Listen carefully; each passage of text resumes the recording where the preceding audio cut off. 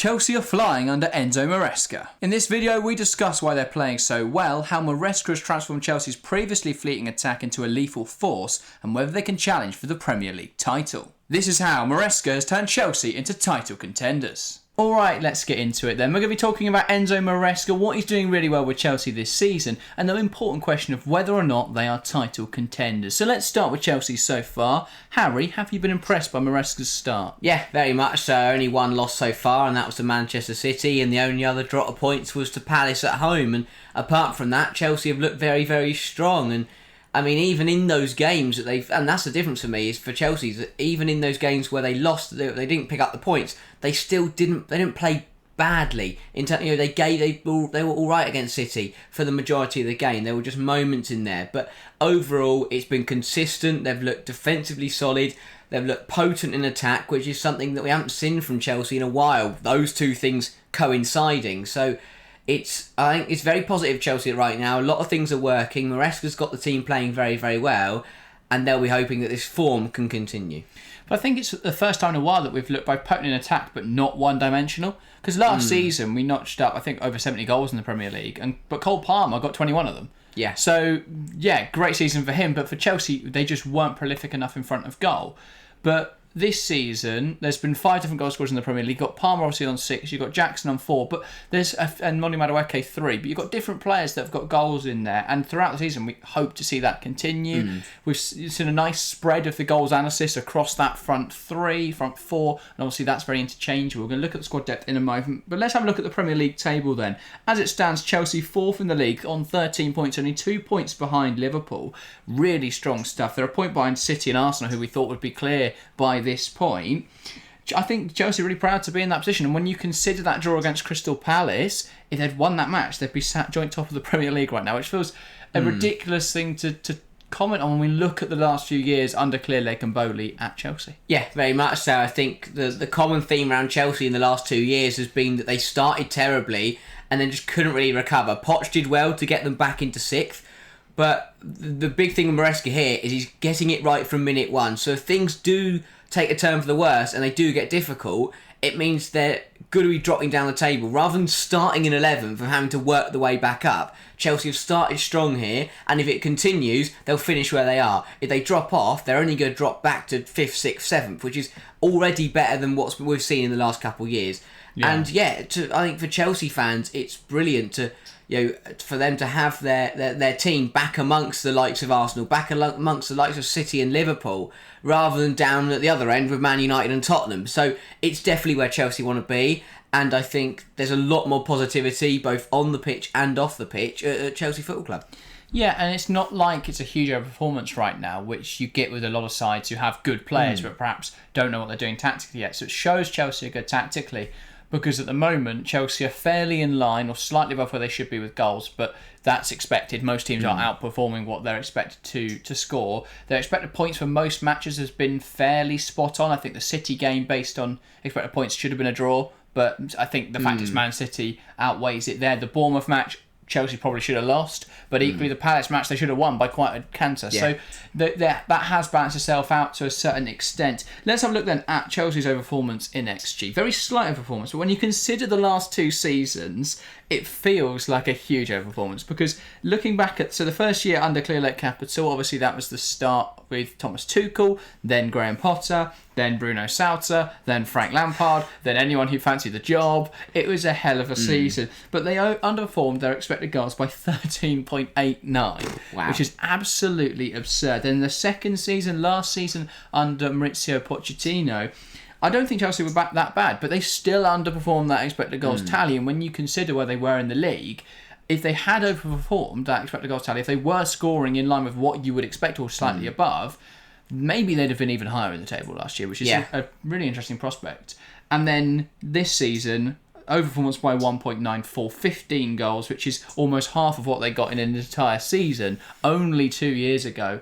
It's a fantastic start. You look at they've only lost to Manchester City and Arsenal since February, which is, again, incredible. And I know that Arsenal loss was 5-0, but you could take two takeaways from that. The fact that, one, Maresca's had a very good start to life, and two, Pochettino probably didn't deserve to get sacked. But we're in a good position now. Let's not dwell too much on the past. Chelsea look really good. Yeah, very much so. And I think those goals as well come down to, it's not just one thing that's changed. There's a lot of things that have changed. I think, as you touched on earlier, the spread of goals. I think the stats have been slightly skewed by the fact that Cole Palmer scored 4 against Brighton, because before that there was an even spread and it didn't. Everyone was sharing the goals. Yeah. Palmer then had enough of that and went and scored 4 in 40 minutes, which was mental. But so not only that, but it shows that players are starting to perform for Chelsea. Nicholas Jackson can finally find the back of the net. And Jadon Sancho looks like a breath of fresh air. 3 assists in 3 games. In attacking areas, Chelsea are getting stronger. And then you've got players like Nkunku who come off the bench and have been scoring consistently. It's just for me, it's for Chelsea. They're finally at a time where there's not just one attacker who's in form, and that was Palmer last season. Chelsea have got 3 or 4 in-form attackers in the front line who are delivering week in, week out. And I don't think this should come as any surprise, because I think that bar Manchester City, and even then they've lost Julian Alvarez, I think Chelsea have the second best offensive rotation or strength or depth, as I should say, depth in the league. Liverpool's front three is great, but if Salah's injured, I think it's a lot more dysfunctional. I don't think Ben Doak's ready to take that mantle. I look at someone like Arsenal, and they don't even have another right winger. They've just signed Raheem Sterling, to be fair. Trossard, their backup striker Gabriel Jesus. I don't think that's better than Chelsea's depth. So I think, arguably Chelsea have one of the best attacking depths in the Premier League. And when you look at the squad, the minutes that have been shared amongst the squad so far, it's a really healthy competition for places. Obviously, you've got a couple of players in there that have played every minute. You've got Levi Colwill and you've got Robert Sanchez, obviously. Sanchez, let's touch on him. He's had an interesting season. He's had games where he's kept Chelsea in it at times. I thought he was brilliant against Bournemouth.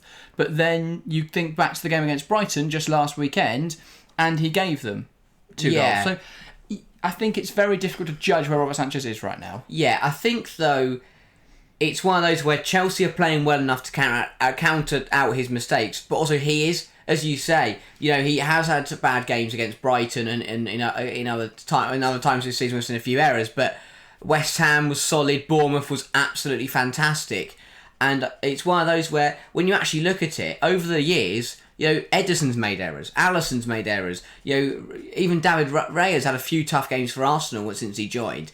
But the difference is those 3 teams have been playing well enough over the last couple of years where you don't notice the mistakes. The difference with Chelsea was that Sanchez was making errors and then Chelsea were going on to lose games. Now, even though he made an error at Brighton, Chelsea still scored 4 and won that game, and that's the difference for me. And I think the performance, when he's delivering the incredible performances, that kind of balances the scales a little bit. Yeah, definitely so. So looking at this Chelsea team, I said about that attacking depth. I think the fact that you've got Sancho, Neto, Felix, who can all play on the left-hand side. Felix can also play in attacking midfield. The fact you've got Madueke, you've got Palmer, who can play right wing or attacking midfield. The fact you've got Neto, who can also play on the right wing. Felix, who can play on the right wing. You've got then obviously Jackson and Nkunku can play deeper as well. There's so much rotation in there. Interestingly, Sancho's actually played the most minutes of anyone on the left flank, despite only being one of the more recent arrivals.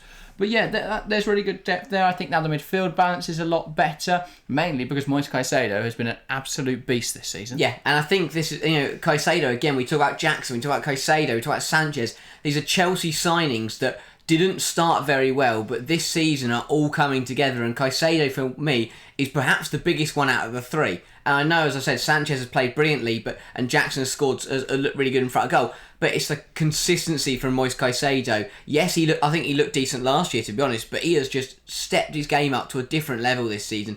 He's looked incredible. I think at West Ham, he thoroughly deserved man of the match in that game because he's one of the main reason that Chelsea won that game. And I think that, and that's and it's similar with the other big teams have players that they can rely on, and Caicedo is becoming one of those players that Chelsea can rely when the game's going tough. If Caicedo's playing well, then the game balances out a little bit because he is that kind of player. He has that effect on a game. Not quite Rodri and City effect, but I think it's a little bit similar in terms of if Caicedo's playing poorly, Chelsea are struggling a little bit, but when Caicedo's on the top of his game, Chelsea are really excelling. There is a bit of a reliance on him in there, but I do think that Romeo Lavia, when he's fit, is also a very, very good player. So when we are playing more difficult oppositions, and we saw this against Manchester City, I think we will see Lavia and Caicedo in there rather than Enzo Fernandez, which is a big decision considering Enzo Fernandez cost us £100 million.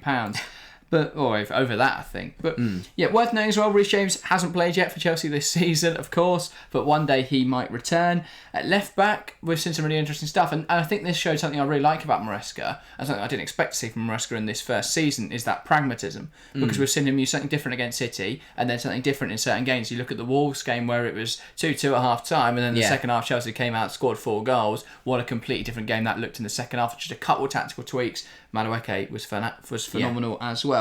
But then you look at like the West Ham game where we saw Marc Cucurella invert into midfield, which has only really happened since Gusto got injured, because then they didn't have a right back. So Disasi and Fofana played there, and it became a situational back three. But you look at the West Ham game, where by using Caicedo a bit deeper and drawing the press in, you were able to create so much space in midfield. And don't get me wrong, Guido Rodriguez had a mare by leaving that much space. But there were times where I think the Chelsea players were just looking around absolutely baffled as to how they found so much space, but that was also created by them drawing the press so effectively and by inverting Marc Cucurella, who I think is, and I know there are still doubters of Cucurella, but I think he's one of the best fullbacks in the Premier League, especially on that left-hand side.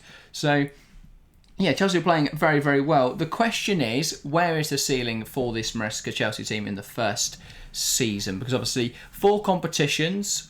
Where do you see Chelsea's chances of winning them? I definitely don't think it's the Premier League. I think the problem for Chelsea... No fight in the Premier League?